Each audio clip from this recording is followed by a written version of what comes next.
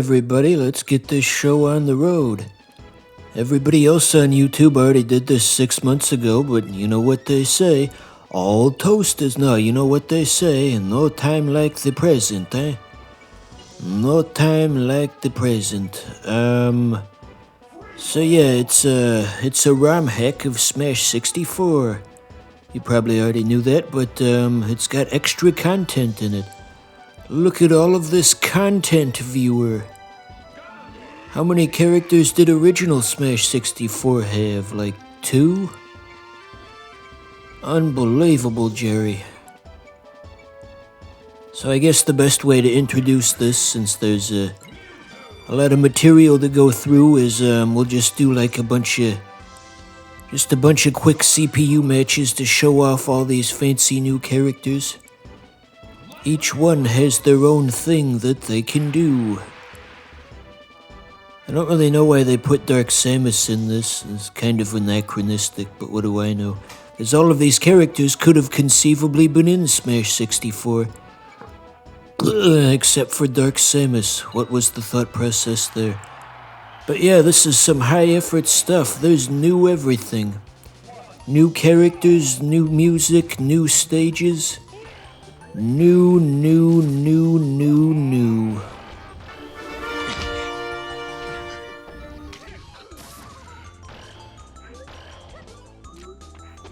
So I think it's pretty self-explanatory who all of these guys are and what their backstories are. Except for the second guy on the left. In the UI, you may be wondering, who is this generic stick figure man? I've never even played a video game before. I just watch The Bachelor and stick things up my butt all day. But the generic stick figure man you see, he's a deep cut. A deep cut you see. He's from an early build of the original Smash Bros. Before they had the rights to Nintendo characters. They didn't know if such a thing was possible at the time, and so they just filled it with generic stick people in the early build of the game. So that's where he's from. Isn't that strange to think? Smash Bros. Could have been made with some other company's license. They could have made this without the Nintendo characters.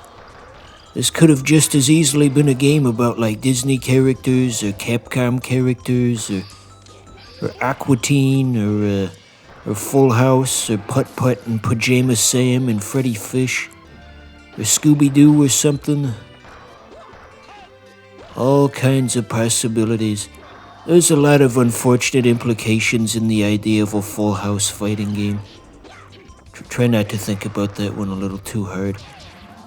Anywho, so this is the Dr. Mario stage. That was pretty obvious, but yeah, they made a whole game based off of that Brundle Floss song from 2009. Kudos to you, people who made Smash Remix. You really know what the people want.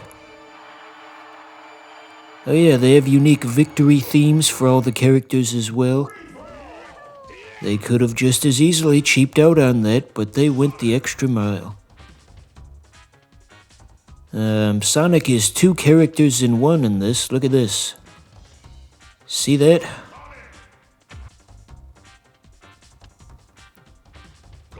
It's just outright revolutionary. 2 characters in 1. It's like when I was in high school, there was a guy who was like a conjoined twin, and he had like another dude growing out of him horrifically. And I said to him, "Wow, you're just like the video game. 2 characters in 1. This is revolutionary. What moves does your alt have?" None of that happened, by the way. But anyway, yeah, this is impressive stuff. Would you believe that this is playable on an actual... Whoa, where you going, Sonic? An actual N64 can play this, by the way, if you've got a flash card. You wouldn't think so, since there's just so much more material in this versus the original. You would think this would be above and beyond what an actual N64 could do. But you would be wrong, because it's just a file on a flash card. There's no theoretical limit to how big the file can be. The N64 has to play it. It's no longer bound by the limitations of old. where N64 cartridges could only be between the sizes of 8 megs and 64 megs. No more or no less than that. But those days are long past. And the game could be like 8 gigs and an actual N64 will still run it if it has to, because it's just reading it off an SD card. Welcome to the world of tomorrow. I do believe this stage is based off of the original Game Boy Zelda, by the way. I never got far enough to see the iconic spotted egg, but I do recognize it. I know my stuff. I know all about the iconic spotted egg.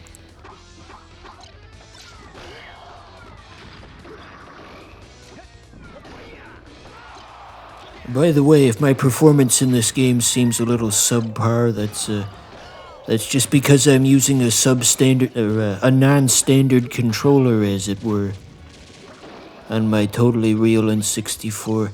What's your favorite non-standard controller, viewer? Is it the NES Dogbone? Is it the Sega Saturn 3D pad?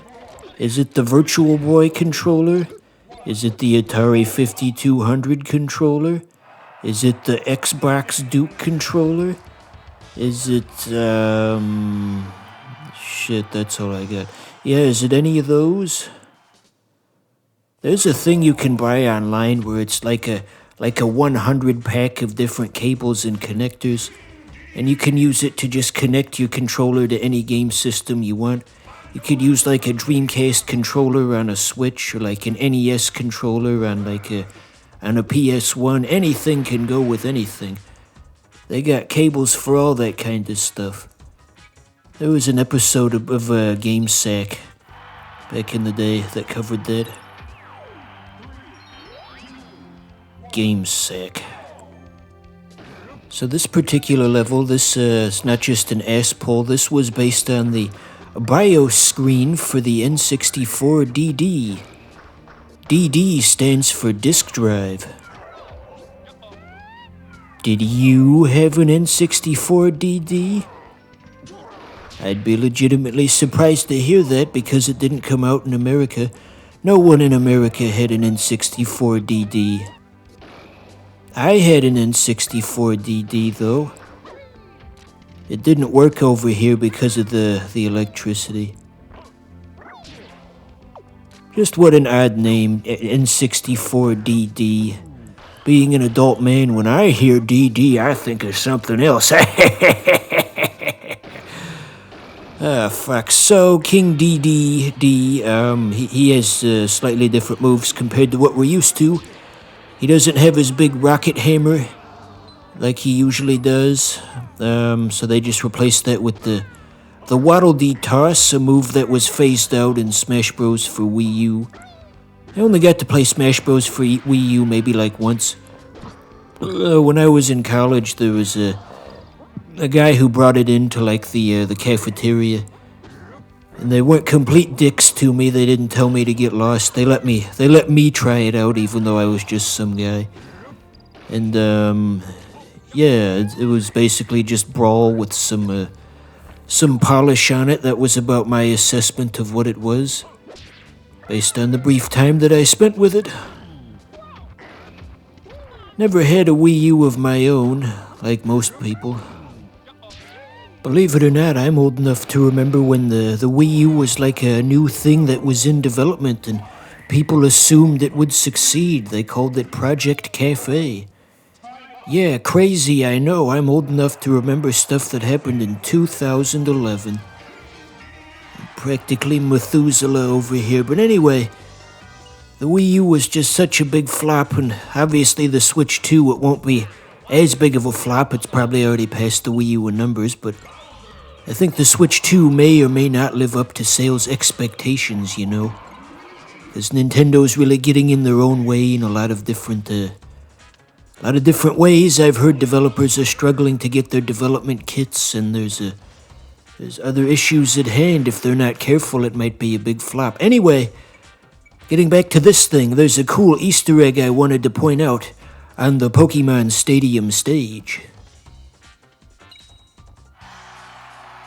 You'll see what it is when it gets here. So, that's all the characters have polygon variants, by the way. Just another of the many cool things they did. This is well and truly above and beyond expectations for a fan game. Usually fan-made ROM hacks are just as simple as, I made Mario orange instead of red.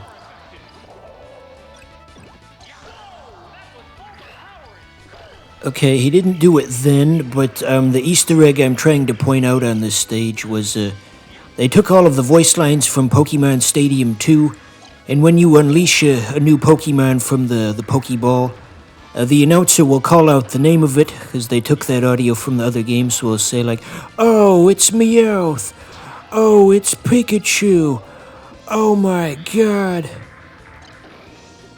Anyway, it's just really neat that they did that, because in the original Smash Bros., you know, nobody would say anything when the Pokemon came out of the ball.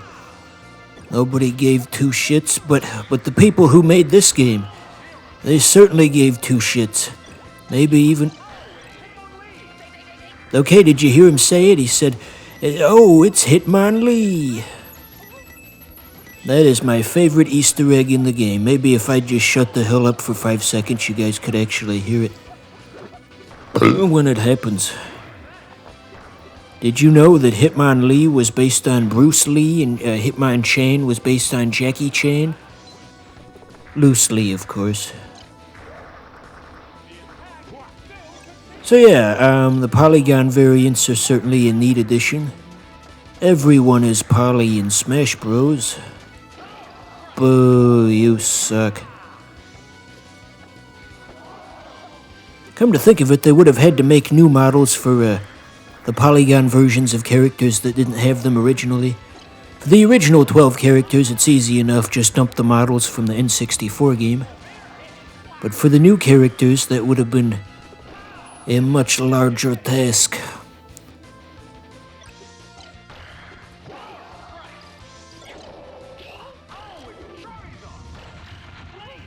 I just cannot get over how cool it is that they got the Pokemon Stadium announcer copied and pasted in here.